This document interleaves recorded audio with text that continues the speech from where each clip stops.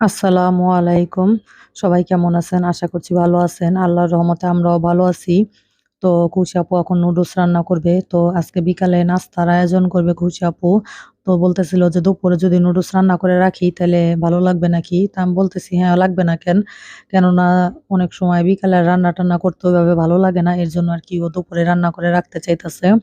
তো ১ম এ যে নুডলসটা সিদ্ধ করে নিব।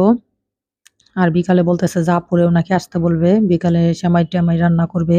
তারপরে নুডলসটা রান্না করে রাখতেছে এখন যাতে কাজটা একটু আগায় থাকে।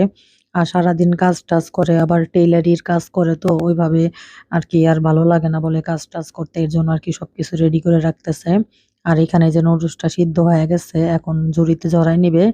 তারপরে নুডলসে নাকি আজকে আবার একটু আলু দিবে। চিকন, চিকন করে আলু কেটে রাখছে। তো আমাকে জিজ্ঞেস করতেছিল দিবে নাকি? আমি বললে খারাপ লাগবে না দিলে। তো এর জন্য আবার একটু দিল। তো এখানে পরিমাণ মতো তেল দিয়ে দিল। এখন এই যে আলুটা আগে ভাইজা নিবে। আর ওই কয়দিন মেহমান ছিল একসাথে সবাই নাস্তা-টাস্তা করছি তো মানে খুবই ভাল লাগছে। তো ওরা চলে যাওয়ার পর আর ওইভাবে নাস্তা-টাস্তা খাওয়া হয় নাই। মন-টন ভালো না সবারই। আর মেহমান আইসা চলে গেলে অনেক খারাপ লাগে। একসাথে সবাই যাই খাই ভালোই লাগে।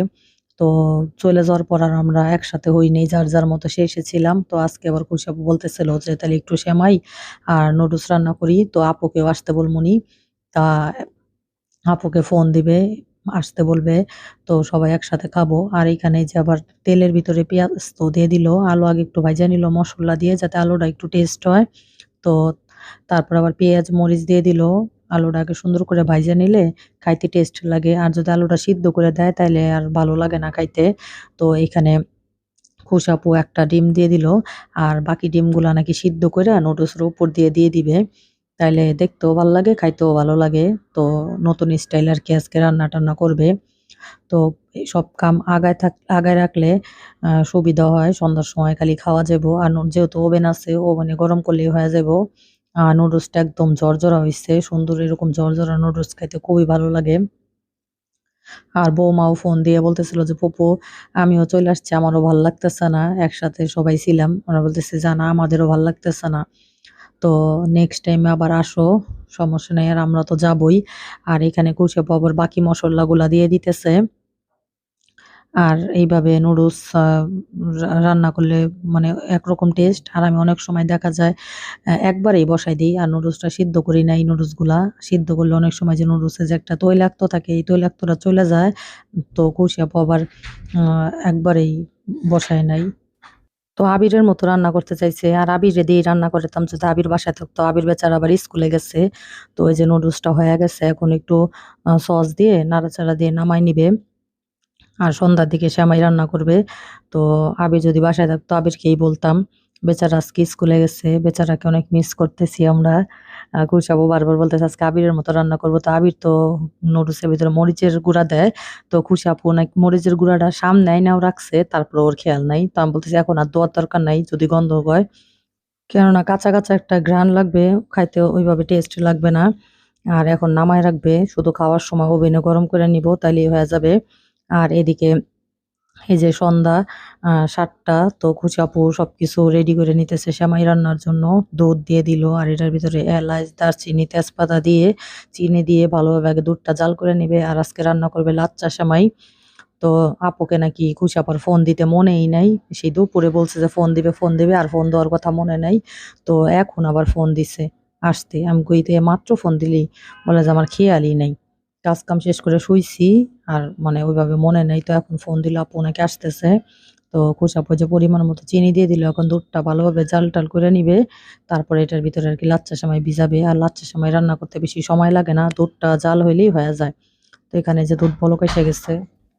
তারপর আবার ভাবিকেও ফোন দিলাম, ভাবিও আসতেছে। তো এই যে দুধ জাল হয়ে গেছে। এখন এটার ভিতরে এই সেমাইটা ভিজায় দিবে।